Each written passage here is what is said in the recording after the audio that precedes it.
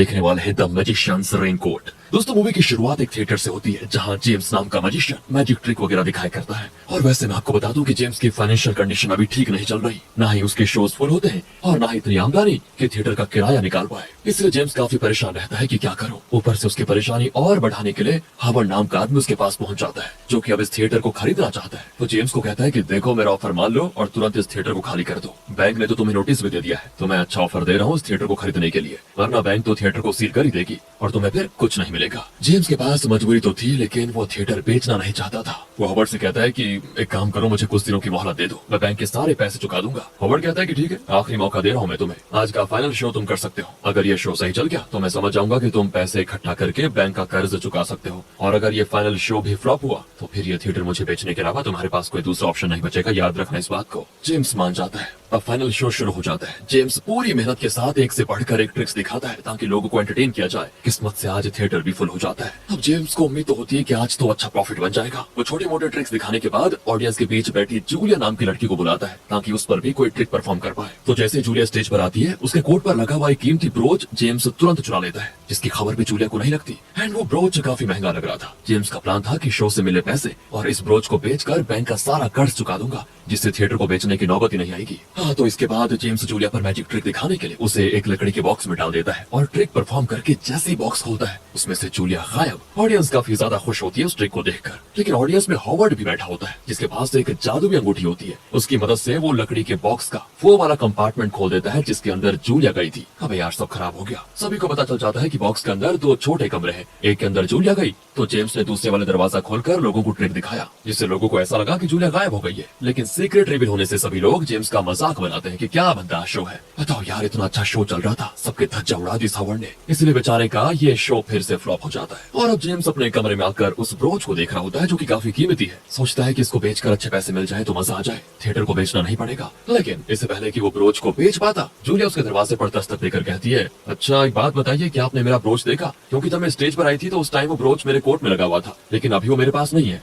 James तुरंत ये सुनकर कहता है कि माफ करना, मैंने आपका ब्रोच कहीं नहीं देखा, मुझे जरूरी काम है तो जाना होगा। इतना कहकर वो हड़बड़ी में वहाँ से जा नहीं लगता है। अब जूलिया को पता था कि जेम्स कहीं न कहीं तो झूठ कह रहा है, इसीलिए वो कहती है, तुमने मुझसे झूठ बोलकर अच्छा नहीं किया, इसकी सजा तुम्हें जरूर मिलेगी। इतना कहते ही वो अपने जादू का इस्तेमाल करके जेम्स को वहीं गायब कर देती है। जेम्स ने जो रेनकोट पहना होता है सिर्फ वही बच जाता है। अब ऐसा लग रहा था कि जेम्स दुनिया से गायब हो चुका है। असल में दोस्तों, जूलिया एक जादूगरनी है। उसको पता चल गया था कि जेम्स ने ही उसका ब्रोच चुराया, और उसके सामने जब जेम्स ने झूठ कहा तो जूलिया को बड़ा गुस्सा आ गया, इसीलिए उसने कर दिया जेम्स को गायब। अब यहाँ से करीब 86 साल के बाद, यानी कि 86 ईयर्स के बाद का सीन दिखाते हैं, जहाँ एक स्कूल में जैक नाम का एक लड़का है। जैक एक नॉर्मल से परिवार से ताल्लुक रखता है, उसके ज्यादा मतलब दोस्त वगैरह नहीं है, तो अक्सर बाकी बच्चे उसे बुली भी करते हैं। जैक केट नाम की लड़की को दोस्तों काफी ज्यादा पसंद भी करता है, लेकिन गड़बड़ बताऊं क्या है? गड़बड़ यह है कि उसी की तरह स्कूल के सारे लड़के केट के दीवाने हैं। इसलिए जैक को लगता है कि मेरी दाल तो केट के सामने बिल्कुल भी नहीं गलेगी, लेकिन फिर भी कोशिश करने में क्या जाता है, वो कोशिश करता ही रहता है ताकि कभी न कभी तो केट से दोस्ती हो जाए। अब उसी स्कूल में बिली नाम का एक और लड़का पढ़ता है जो जैक का बड़ा अच्छा दोस्त है। उसका भी हाल कुछ जैक जैसा ही है, क्योंकि उसके भी क्लासमेट उसको बुली वगैरह क्या करते हैं। हाँ, इन दोनों की एक और दोस्त है जिसका नाम है ओलिविया। ओलिविया असल में क्लास की टॉपर बच्ची है,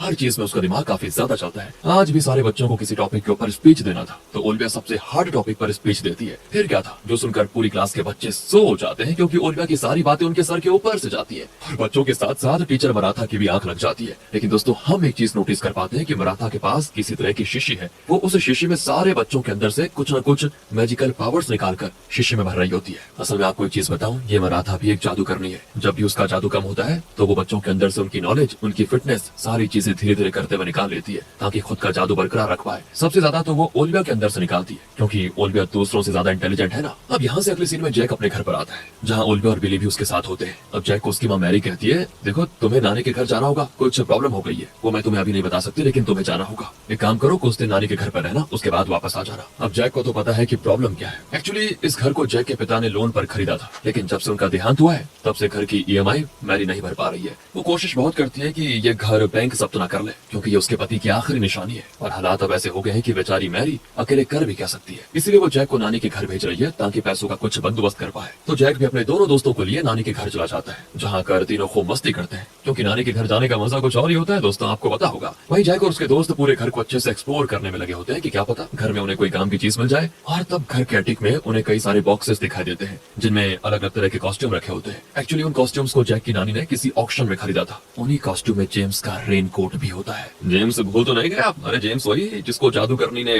गायब कर दिया था, और उस समय जेम्स ने यही रेनकोट पहना हुआ था गायब होने से पहले। इसीलिए अब जैक उस रेनकोट को पहन लेता है और तीनों दोस्त अलग अलग कॉस्ट्यूम पहनकर एक दूसरे के साथ अच्छे से मस्ती करते हैं। लेकिन जैसे जैक रेनकोट में लगी हुई रस्सी को बांधता है ताकि ये रेनकोट भागते समय गिर ना जाए, तो अचानक से जैक जेम्स में बदल जाता है। अब उसके दोनों दोस्त ये देखकर हैरान कि ये क्या हो गया, ये कौन आ गया अचानक। इसीलिए डर के मारे वो तो वहाँ से भाग जाते हैं। तब जैक उनसे कहता है कि अरे तुम लोगों को हुआ क्या, मैं जैक हूँ, ऐसे डर कर क्यों भाग रहे हो मुझसे, भूत देख लिया है क्या। लेकिन जब उसकी नजर कांच पर पड़ती है तो वो खुद हैरान हो जाता है कि मुझे क्या हो गया, मैं दूसरा इंसान कैसे बन गया। वो तुरंत ही रेनकोट को निकालता है, तब जाकर और फिर से जैक में बदल जाता है। अब तीनों को समझ नहीं आ रहा था कि आखिर ये जादू क्या है, कैसा रेनकोट है ये। ओलिविया और बिली भी उस रेनकोट को पहनकर देखते हैं जिससे वो भी जेम्स में बदल जाते हैं दोस्तों। और जैसे ही रेनकोट को निकालते हैं फिर से अपने असली रूप में आ जाते हैं। इसका मतलब ये है कि जूलिया ने अपने जादू का इस्तेमाल करके जेम्स को उसके ही रेनकोट के अंदर कैद कर दिया है। इसीलिए जो भी उस रेनकोट को पहनता है वो जेम्स बन जाता है और निकलते ही अपने असली रूप में आ जाता है। तो अब तीनों उस रेनकोट को बड़े अच्छे से देखते हैं ताकि पता चल सके कि असल में यह है क्या चीज, किसका था। तब रेनकोट के ऊपर उन्हें जेम्स का नाम लिखा हुआ मिलता है और फिर उस नाम को सर्च करने पर उन्हें पता चल जाता है कि ये मजिशियन 86 साल पहले अचानक से कहीं गायब हो गया था। किसी को पता नहीं चल पाया कि कहाँ। उसका एक थिएटर भी था जो उसके गायब होने के बाद से ही बंद पड़ा हुआ है। जैक कहता है कि काम करते हैं, हमें उस थिएटर में जाकर देखना चाहिए, क्या पता वहाँ में और भी ऐसे रेनकोट मिल जाए। इसीलिए तीनों उस थिएटर के लिए निकल जाते हैं और किस्मत से वो उनके घर के बहुत ही करीब होता है। लेकिन वहाँ आने के बाद उन्हें कुछ भी दिखाई नहीं देता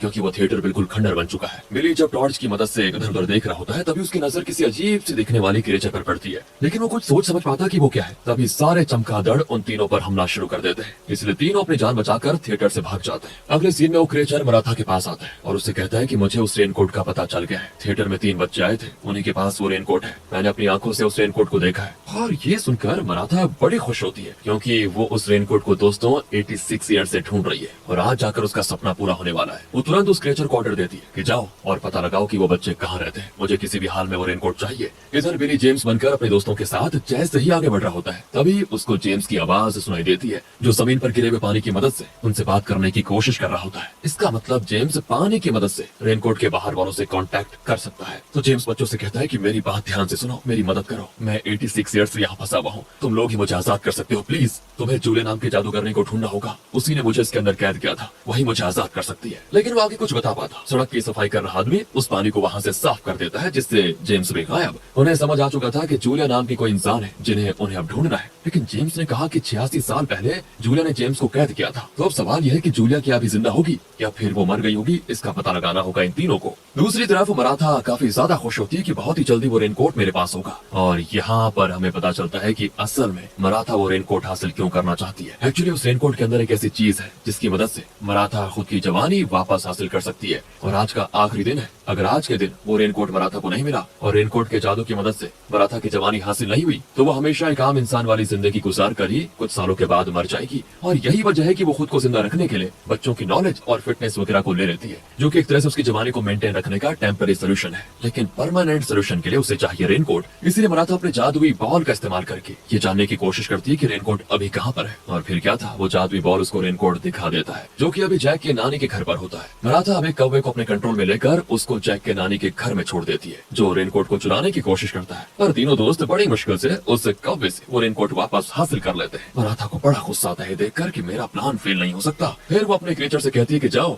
और उस घर से मेरे लिए वो रेनकोट लेकर आओ, चाहे कुछ भी करना पड़े। और फिर वो क्रिएचर भी रेनकोट लेने के लिए निकल जाता है। इधर हम जादूगर हॉवर्ड को देखते हैं जो मैरी के घर के बाहर खड़ा होता है। उसने मैरी के घर को अपने कब्जे में करने के लिए एक वकील को अच्छे पैसे देकर एक नकली नोटिस बनवाया कि आज का दिन लास्ट है, अगर घर खाली नहीं किया गया तो घर सील हो जाएगा। हॉवर्ड दोस्तों जेम्स के थिएटर की तरह मैरी के घर को भी खरीदना चाहता है, लेकिन वो ऐसा कर क्यों रहा है वो तो मैं आपको थोड़ी देर में बता दूंगा, रुकिए। अब दूसरी तरफ जैक जेम्स बनकर आगे बढ़ रहा होता है। तभी उसको सामने से केट दिखाई देती है जो अपने दोस्तों के साथ बैठी हुई थी। इसलिए जैक सोचता है कि चलो इससे बात कर लेता हूँ, लेकिन उसको नहीं पता होता कि वो अभी जैक नहीं बल्कि जेम्स बना हुआ है। इसलिए केट उसको पहचान तक नहीं पाती और तब सिचुएशन बिगड़ते हुए देखकर ओलिविया बीच में आकर कहती है, अरे पापा आप यहाँ पर क्या कर रहे हो, चलो घर चलो। इतना कहकर वो जैक को वहाँ से लेकर जाती है और उसका जैकेट निकाल लेती है ताकि वो असली जैक बन जाए, क्योंकि अभी तक तो वो जेम्स था ना जैकेट पहनकर। दूर खड़ा बिली ये सारी चीजें देखकर कहता है कि एक नंबर का फट्टू आदमी है ये। हिम्मत ही नहीं है उसके अंदर कि वो केट के सामने सामने बात कर पाए। इसीलिए वो खुद केट के सामने आकर जमीन पर गिरने का नाटक करने लगता है, जिससे उसकी सारी किताबें भी जमीन पर गिर जाती हैं। और तब ये देखकर केट और जैक दोनों उन किताबों को उठाने लगते हैं। और यहाँ केट जैक को पहचान लेती है कि ये तो मेरे स्कूल में पढ़ता है। जैक बड़ी हिम्मत जुटाकर केट से पूछ लेता है कि तुम यहाँ कहाँ जा रही थी तुम?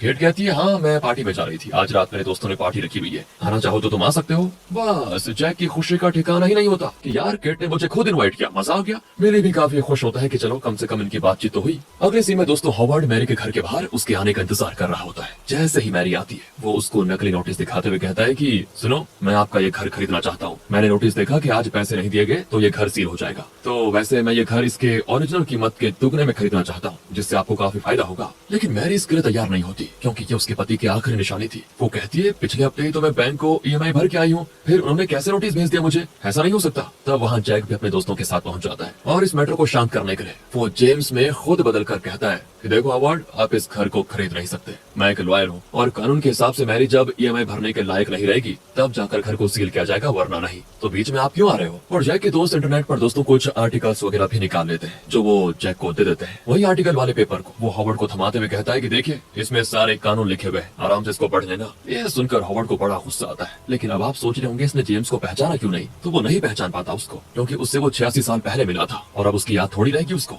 इसीलिए वो गुस्से में चला जाता है। जैक और उसके दोस्त काफी ज्यादा खुश होते हैं कि चलो सिचुएशन अभी के लिए तो हमने हैंडल कर लिया, लेकिन बाकी EMI भरने के लिए उनको अच्छे खासे पैसों की जरूरत है। वो पैसे कहाँ से आएंगे, इसी बात की उनको टेंशन भी होती है। इसीलिए बिली एक आइडिया लगाता है और फिर से पानी की मदद से जेम्स से बात करते हुए कहता है कि तुम जादूगर हो ना, तो पैसे छाप कर हमें दे दो, हमारा काम हो जाएगा। लेकिन जेम्स कहता है कि मैं एक मजिशियन हूँ, बैंक का मालिक नहीं, मैं खुद भी इन हालातों में पैसों की वजह से फंसा हूँ, प्लीज तुम लोग कैसे भी करके जूलिया को ढूंढ निकालो। ये सुनकर तीनों परेशान हो जाते हैं और फिर इंटरनेट पर जूलिया के बारे में कई सारी जानकारियां निकालना शुरू कर देते हैं। तो काफी मेहनत करने के बाद पास ही में उनको जूलिया का घर भी मिल जाता है। तीनों जूलिया के घर के लिए निकल जाते हैं, पर वो उसके घर पहुंच पाते मराठा का क्रिएचर उनको देख लेता है और मराठा को यहाँ बुला लेता है। मराठा भी पोर्टल की मदद से उन तीनों के सामने प्रकट हो जाती है और फिर अपनी जादुई शक्ति का इस्तेमाल करके तीनों से वो रेनकोट छीनने की कोशिश करती है। अब बच्चे तो पूरी ताकत लगाकर रेनकोट को बचाने की पूरी कोशिश करते हैं, लेकिन वही वाली बात है ना, तीन बच्चे एक महान जादूगरनी का मुकाबला कैसे कर पाते। इसीलिए मराठा उनसे वो रेनकोट छीन कर हो जाती है गायब और अब मराठा उस रेनकोट के अंदर कुछ ढूंढने की कोशिश करती है, पर रेनकोट के ऊपर तो जूलिया का जादू था, इसीलिए वो रेनकोट को अच्छे से चेक ही नहीं कर पाती। दूसरी तरफ जैक और बाकी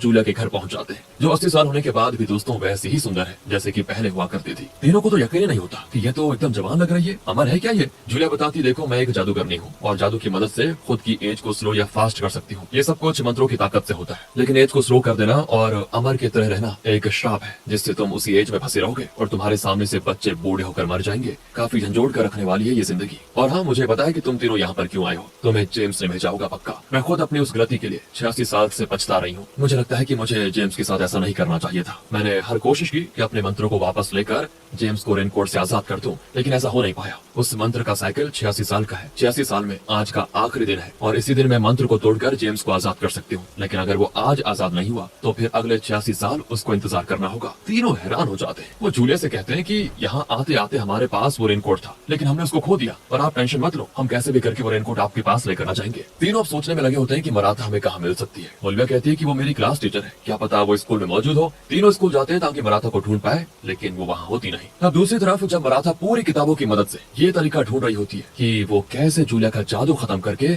इस रेनकोट की अच्छे से तलाशी कर पाए, तभी दोस्तों उसकी बिल्ली रेनकोट के अंदर घुस जाती है, जिस वजह से वो बिल्ली बन जाती है जेम्स। मराठा का दिमाग फैल जाता है कि एक मुसीबत कम नहीं होती कि दूसरी सर पर आ जाती है। वो जैसी बिल्ली को पकड़ने की कोशिश करती है, बिल्ली जेम्स बनकर टेबल पर कूद जाती है और ये होता ही टेबल पर रखे कई सारे पोर्टल बनने वाले क्यूब कमरे में बिखर जाते हैं, जिस वजह से कमरे के अंदर बहुत सारे पोर्टल्स खुल जाते हैं। एक पोर्टल तो स्कूल में खुल जाता है और किस्मत से वो बिल्ली स्कूल वाले पोर्टल में घुस जाती है। जेम्स को देखकर बाकी हैरान कि जेम्स यहाँ पर कैसे आ गया, लेकिन उसकी हरकत को देखकर उन्हें पता चल जाता है कि ये तो बिल्ली है जो रेनकोट के अंदर घुसी हुई है, इसीलिए वो बिल्ली से रेनकोट ले लेते हैं। तब दोस्तों वहाँ पोर्टल बनने लग जाता है, क्योंकि मराठा यहाँ रेनकोट को लेने आ रही थी। इसीलिए जैक बिली और ओलिविया से कहता है, एक काम करो, ये रेनकोट लेकर तुम जूलिया के पास जाओ, तब तक मैं मराठा को रोकता हूँ। दोनों वहाँ से भाग जाते हैं और जैक मराठा मराठा को रोकने चला जाता है। मराठा स्कूल में बिल्ली को देखकर समझ जाती है कि तीनों बच्चों को रेनकोट मिल गया होगा। तब उसको सामने दोस्तों जैक दिखाई देता है, इसीलिए वो उस पर भी अपने जादू से हमला करके उसको स्टॉप कर देती है। उसके बाद उसका बैग अच्छे से चेक करती है कि शायद उसमें रेनकोट हो, लेकिन वहाँ वो रेनकोट नहीं होता। मराठा जैक से कहती है, मुझे बहुत गुस्सा आ रहा है,